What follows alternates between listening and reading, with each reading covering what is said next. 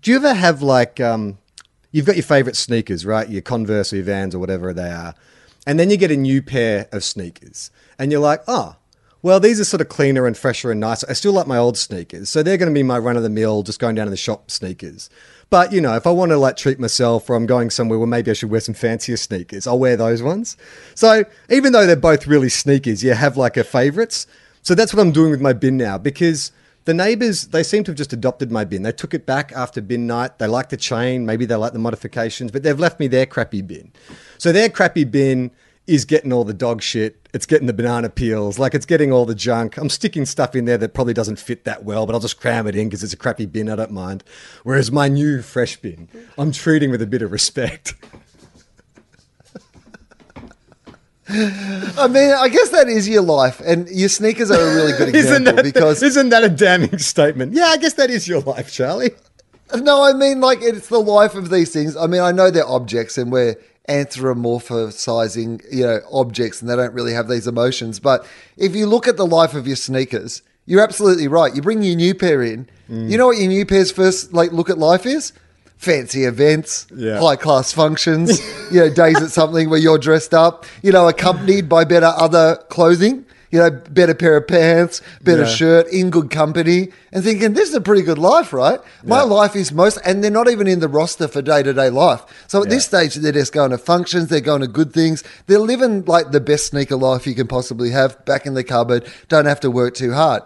Then they get in your daily roster. Now, my daily sneakers, that's like coal mine work. Do you know what I mean? Like, that's, I get up in the morning, I whack them on. Yeah, the dogs are going to go out, got to go get the papers. I'm not putting on a clean pair of socks every time I put on those sneakers. Yeah, and also... or socks at all sometimes. You also... Like, once you wear sneakers into a certain point, like, you don't even have to do the laces up. You literally just pull the tongue back and you can slide your foot in.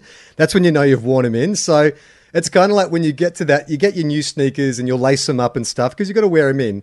But once they're at the point where you can just slide them on without even looking, then they become your day-to-day sneakers. It's kind of like, if someone starts a relationship by having an affair with a married person, you're always like, this is fraught. Because if this person is willing to just go for whatever's new, one day you're going to be old news and they're going to look for something new. Well, suddenly you realise your daily sneakers aren't getting invited to all the fancy events anymore. There's a new pair of sneakers in town that's going to all those events, and suddenly you have to do all the boring day-to-day shit. And then suddenly, in my roster, it's when I know that a sneakers is on the way out of the roster when I don't even bother sliding my entire foot in them. If I have to just take the dogs out or whatever, I fold the bit down at the back and slide into them as if they're flip-flops or whatever. And that's when when I can't even be bothered going to the effort of flipping the whole foot in. The disrespect, Will. You've got to keep the magic alive. You've got to make your sneaker feel special. I mean, of course your relationship's falling apart when you just crunch its back and stomp out there, take the dogs out or something. Jeez, no, you've got to ease yourself in. Come on. Yeah. Oh, and it's always that sad moment too when you bring out the bag to take them to St. Vinny's. They know too when you open the cupboard and you start going through and you're like, well, buddy, it's been real good, but, I'm time to get myself some new high tops. Well, I've got to say, though, that I've got to step in between that. Like, most of mine don't go to St. Vinny's because I only have a few pairs of shoes in the roster at all time. Like, right. I very much, when it comes to sneakers, I have just, the smallest amount that you can kind of have to just, live, and then I try to wear them out and get new ones. That's, I don't like to have, I'm not like one of those MTV rap guys who's got, a cupboard for all his sneakers. That's not my vibe on that. And so...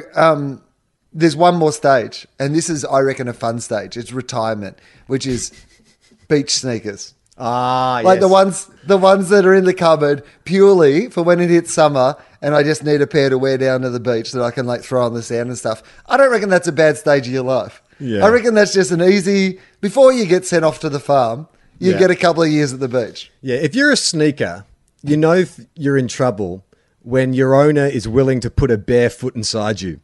Not even going to give you the courtesy of sliding on a sock. He's just going to jam that fleshy, stinky foot. And he doesn't mind if it's summer and he's going to stomp down on the beach and he sweats all over you. That's when you know it's over. He has no respect for you. Last week he was crunching your back. Now he's just sticking his dirty, sweaty foot inside you. Or the first night that you make them sleep outside the house.